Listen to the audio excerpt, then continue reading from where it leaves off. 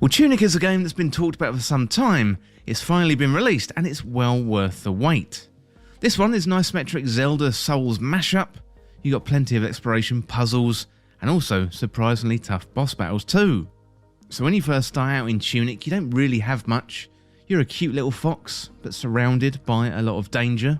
So as the little fox, you can run, you can dash, and you can dodge. All these standard actions of a hero in an action-adventure game like this. There's one thing missing though, you don't have a weapon yet. And thankfully that doesn't last too long as you find a trusty stick to whack enemies with. One of the big inspirations for this game is the Legend of Zelda series, and in those games you generally start out or acquire a sword very early on in the game. Well, Tunic attempts to flip this a little bit by starting out with a stick, but don't worry too much, a sword isn't too far away, you just have to read your environment. So it leads you onto one of the biggest features of Tunic, and that is the exploration itself. And the game does a really good job in nudging you in the right direction to explore, plus it does make it very worthwhile and rewarding at the same time. So when you first start out, you're boxed in via the bushes, and therefore a sword is necessary to cut down the bushes and find your way out of there. Well, Tunic doesn't really hold your hand too much, and it does a great job of using the environment to let you know where to go. Even though the game doesn't give you obvious pointers, so it's all very subtle and skilled in directing you forward. Also, it doesn't really throw huge roadblocks in your way, so you may not know the answer immediately, but after a little bit of exploring, testing and swiping with the stick or the sword, then hopefully you should find your way. Well, to help you along on your journey, you've got a little manual, and at first this isn't much use, and it's covered in what looks like to be glyphs and a language that we can't really understand. So we start out with the instructions shrouded in mystery. However, it's not too long before we start to uncover details of the manual. The missing pages from the manual are items to be found in the game, alongside other useful items like keys, bombs, weapons, and you've got an armor. You've got armor and a shield and things like that as well. So it's not entirely obvious what some items are. You've got strange vegetables and valuables to be found. The answers to the mystery items are in the manual, but at first the pages are unreadable. It feels like the manual is inspired by real-life video game manuals from the NES era of games. I was reminded of game manuals from Super Mario Bros. Where they show an illustration of the moves next to a tutorial, and this is really similar. Sometimes you can decipher what the manual is trying to say without reading the strange language, but more often than not you can't quite make it out, especially the item descriptions. One surprise about Tunic is the amount of secrets in the game, so they're absolutely jam-packed in. And the game is full of them, so much like the Legend of Zelda games that inspired this, or specifically I should say the original Legend of Zelda on the NES, it definitely invokes the memories of playing through that. Hidden chest, items strategically placed on the map that just seem out of reach, and there's pages from the manual dotted about the map, similar to the original Legend of Zelda. That didn't hold your hand in the slightest, and you just have to test things out, whack things with your sword, test things out, and in the original Legend of Zelda on the NES, you'd have an item like a candle which would burn down bushes, or you'd have bombs on walls with no indication of actually where to put the bombs. This is really similar. You have to stress test various items and locations in the game to uncover all the secrets. So as to whether this is going to be for everyone though, that is yet to be seen. It does have a similar feel to Souls games too, where you can unlock shortcuts and secrets through trial and error. Well, exploration is definitely one of the most delightful aspects of Tunic.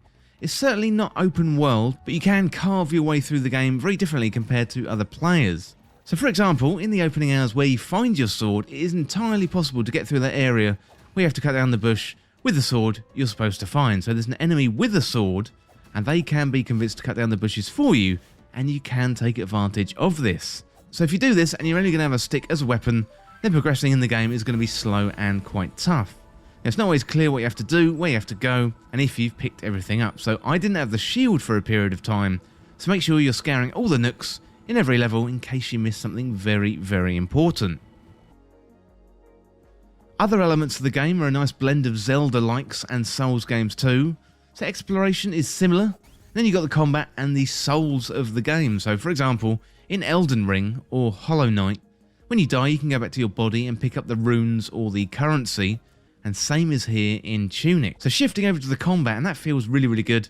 It's similar to Death's Door, one of 2021's best games, and Tunic manages to take the best bits of some excellent games like The Legend of Zelda, Elden Ring and Death's Door, and pull it all together in its own experience. So the timing of the release is very interesting regarding Tunic. A lot of parallels can be seen with Elden Ring. Now, these games don't hold your hand, they're both combat adventure games and very gamey games, so there's not a lot of explanation in these games, and that is another great thing about Tunic. So when you boot up the game, you immediately get into the action, hardly any explanation at all, just get up and go and figure it out for yourself. There's no big tutorial, just get out there and get off on your adventure. Graphically, Tunic is very good looking, so similar to Link's Awakening Remake on Nintendo Switch, the fox and the other characters in the game have a very toy-like look to them. And the audio also enhances the experience 100%, so massive props to the graphics and the audio team. And Tunic has been tested and demoed over the last few years. I think I first heard about the game in 2016 or 2017, and we've seen it featured at a few Steam festivals over the years, with demos being playable and things like that. Tunic looks very polished these days. The characters are very clean, the environments are colourful, and the whole experience comes together really, really nicely. Tunic is an absolutely fantastic game and one you should be checking out. It's not easy by any means, it's going to try your patience at times, but ultimately it's a very, very satisfying game. You can explore for hours finding all the secrets, or you can challenge yourself against the latest boss. So it's cute on the surface, but Tunic has a tough as nails interior when you scratch below the surface. I do thoroughly recommend it though, and it's definitely going to be up there at the end of the year when we're talking about the Game of the Year 2022. Well, the developer was Andrew Sholdis, the publisher was Finji. It's out on the Xbox and the PC, and I played it on Xbox Game Pass for PC, and the original release was the 16th of March 2022.